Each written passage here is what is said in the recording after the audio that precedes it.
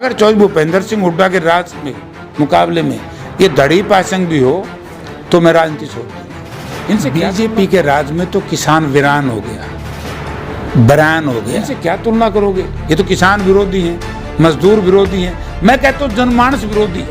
ये सरकार कह रही है बेटी पढ़ाओ बेटी बचाओ, बेटी की तो इज्जत का सत्यानाश कर दिया। जेजेपी बीजेपी के नेताओं में शर्म है तो चढ़ू भर पानी में डूब करके मर जाएं। अभय सिंह चौटाला बीजेपी के खिलाफ एमएलए बना, राज्यसभा में वोट किसके दिए?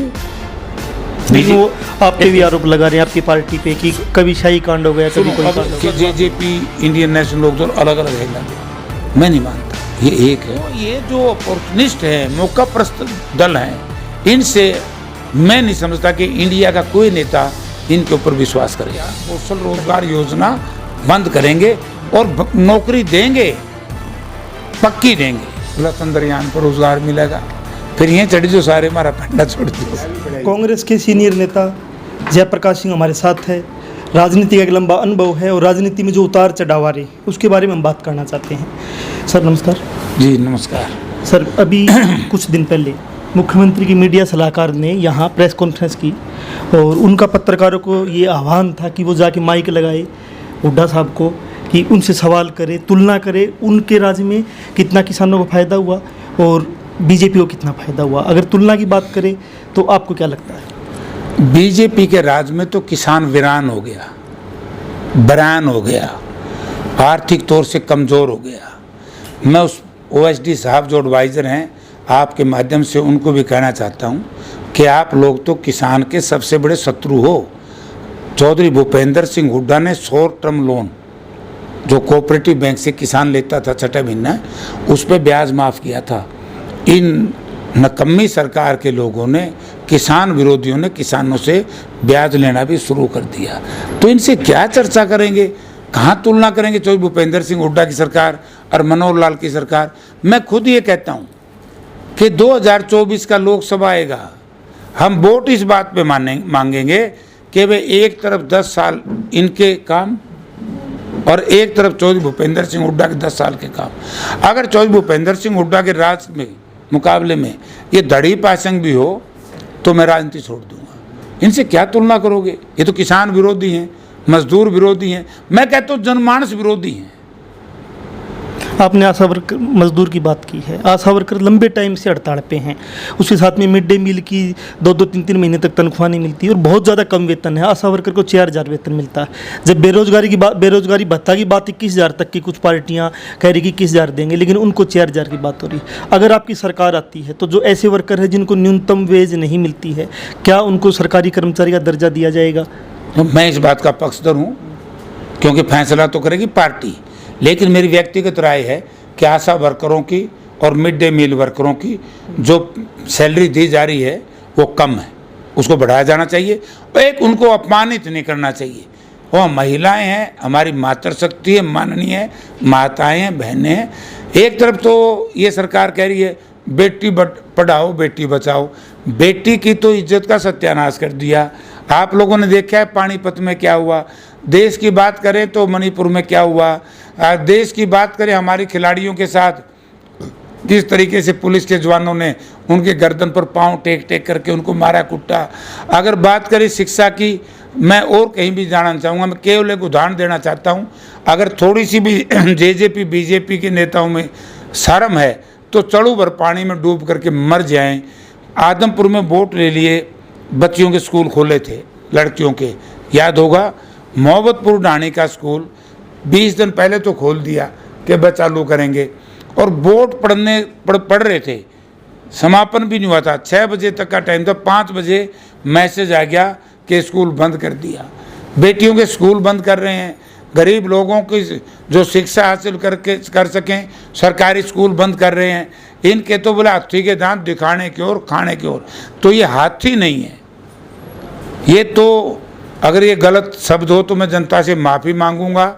ये तो एक बेड़िए पाड़ दिए लोगों ने, बेड़िए ये तो जनता का सत्यानाश करेंगे। शिक्षा की आपने बातचीत की, स्कूल की आपने बातचीत की, जिस प्रकार से ये बीजेपी सरकार नीतियां लेके आई है, न्यू एजुकेशन पॉलिसी है, जिससे कहीं ना कहीं एजुकेशन का बड़ा नुकसान होने जा रहा है। क्या आप नीतिगत बदलाव करोगे, नीतियों को बदलाव की तरफ लेके जाओगे? चाहे वो रोजगार का मसला है, HKRN जो इन्होंने बनाया रोजगार कौशल निगम, या शिक्षा नीति है, मेरा कहना है कि जनविरोधी जितनी भी नीतियाँ हैं, क्या कांग्रेस उसमें बदलाव करेगी या फिर कांग्रेस आएगी वोट लेके और उनको चालू करती रहेगी? क्या बदलाव करेंगे? देखिए, मेरी व्यक्तिगत राय, पार्टी का फैसला तो पार्टी करेगी, लेकिन मेरी एक रिकमेंडेशन होगी, मेरा एक पार्टी को सुझाव होगा कि जो जन विरोधी नीति है, कि आपने ठीक मेरे से प्रश्न पूछा, कौशल रोजगार योजना के कल साथी मुझे मिले थे जो उसके तहत भर्ती हुए, वो बोला जी हमारी तो छुट्टी कर दे रहे, तुम्हारे पे कोई मामला नहीं है।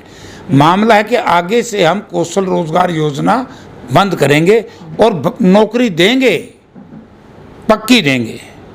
ये तो बच्चों के भविष्य के साथ खिलवाड़ है।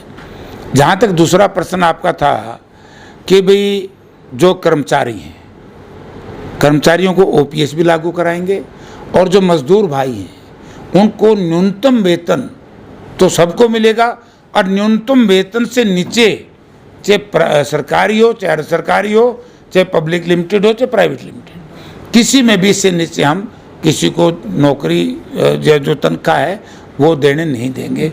जयप्रकाश जी, जातिगत जनगणना हुई है अभी बिहार में, उसके रिजल्ट भी आए हैं और आपकी पार्टी भी इस पे स्टैंड ली हुई कि जातिगत जनगणना करेंगे, और रायपुर अधिवेशन में आपने फैसला लिया है आपकी पार्टी ने कि 50% आरक्षित हम संगठनों में भी रखेंगे। क्या अभी हरियाणा का जो भविष्य में संगठन निर्माण का जो अभी फैसला आना है, क्या उसमें ये सब दिखेगा कि 50% आरक्षित उसमें सीट होगी?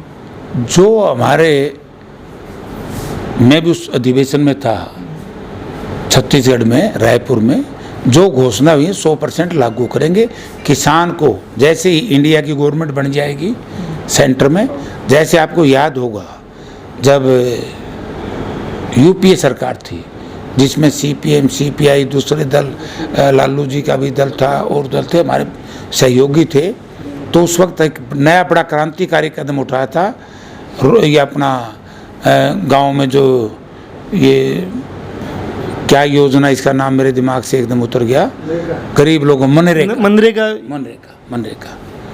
चालू की थी ना, बीजेपी ने बड़ा विरोध किया था। ऐसे ही हमारी सरकार आएगी, हम किसान को MSP के हिसाब से फसल के दाम देंगे, और जो उपभोक्ता है जिसका ड्रामा बीजेपी बार बार कह रही है कि यदि हम किसान को MSP दे देंगे तो दाम जो फसल इसके अनाज के, चाहे चावल है चाहे गेहूँ है, बढ़ जाएंगे, चाहे दालें हैं। कांग्रेस पार्टी कहती है कि किसान को MSP का से फसल खरीदो और गरीब आदमी को, जरूरतमंद को राशन कार्ड पे सस्ता अनाज दो, और हम राशन कार्ड का सिस्टम भी बदलेंगे, ये सिस्टम हम नहीं रखेंगे। किसान मेला चला हुआ है, मेला चलने से पहले यहाँ आंदोलन किया गया किसानों ने कि एक तो मेला लेट कर दिया गया, बीज उपलब्ध नहीं करवाया गया है, और कुलपति जो है उसके ऊपर भ्रष्टाचार के गंभीर आरोप अलग अलग लोगों ने प्रेस कॉन्फ्रेंस करके लगाए हैं। तो इन पे कांग्रेस पार्टी का क्या एक स्टैंड रहेगा? कोई लड़ने का, सड़क के ऊपर कोई आप लड़ाई लड़ो? देखिए, कांग्रेस पार्टी का स्टैंड बड़ा क्लियर है, किसान को हम अपमानित नहीं होने देंगे। आपको याद होगा जब देश का किसान देश की सीमाओं पे, प्रदेश के दिल्ली की सीमाओं पे अपने जो टोल प्लाजा पे बैठा था, कांग्रेस पार्टी ने खुल करके उनका समर्थन किया था। मैं आज भी कहना चाहता हूँ, जितना अपमान या अपमानित इस VC ने, वाइस चांसलर ने, हमारे इलाके के किसानों को किया है, इस प्रदेश के कृषि मंत्री ने, यानी कि यार जुल्म कर दिया। मैं भी 36 साल से MP MLA रहा हूँ, आ रहा है जितना राजनीति करता हूँ, हिसार की करता हूँ। तो आप ये देखिए, कभी मैंने ये नहीं देखा था कोई भी मुख्यमंत्री रहा, किसान आते थे 1 महीना पहले तैयारी करते थे, बोले कृषि मेला में चलाएंगे और गेहूँ का बीज ले आवाएंगे। पूरी विश्व में अगर सबसे बढ़िया कोई गेहूं का बीज तैयार करती है तो हमारे कृषि वैज्ञानिक करते हैं। आज हमारे किसानों को बढ़ने नहीं दिया गया।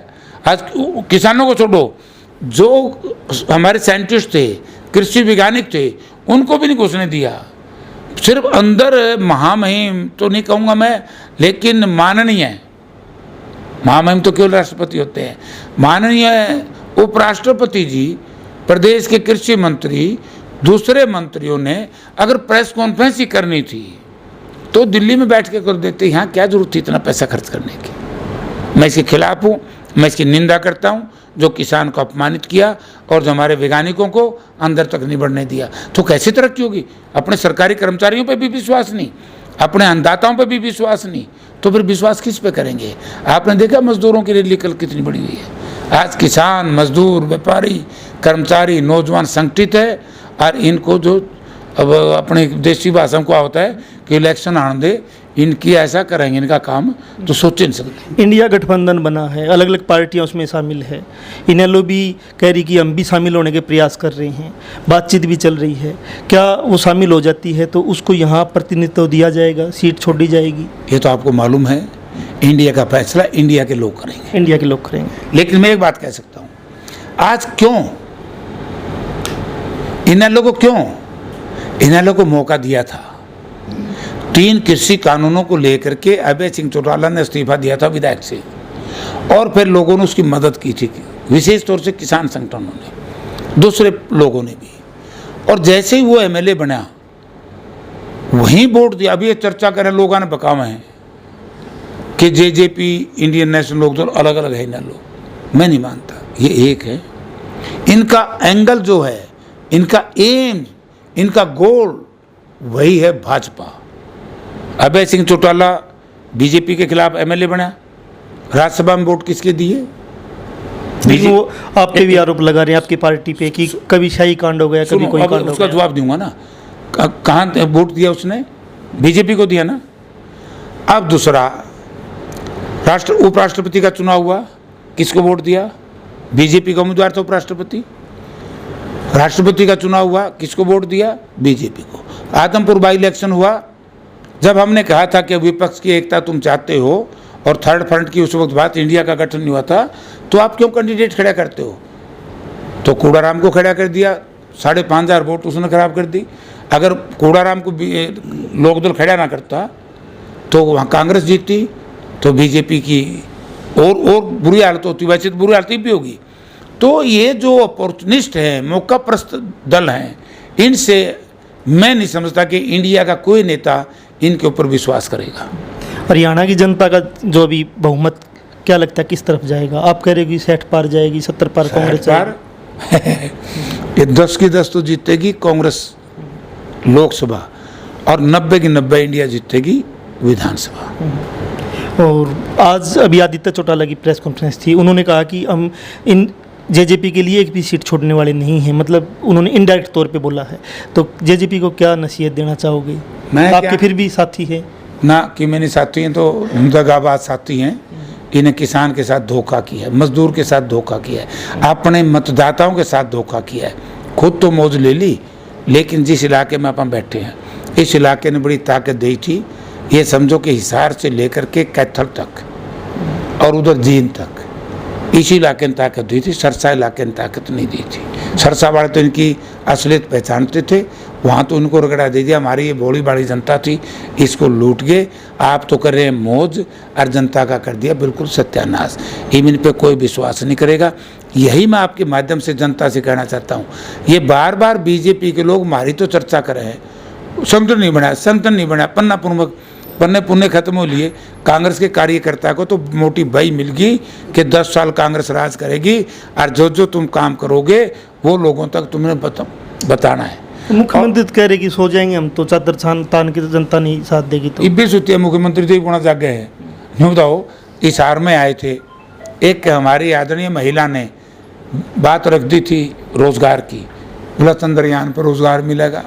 फिर ये चढ़ी जो सारे हमारा पंडा छोड़ दो ये चंद्रयान पर चले जाओ, आप इलेक्शन। तो जयप्रकाश जी हमारे साथ थे, बातचीत की है।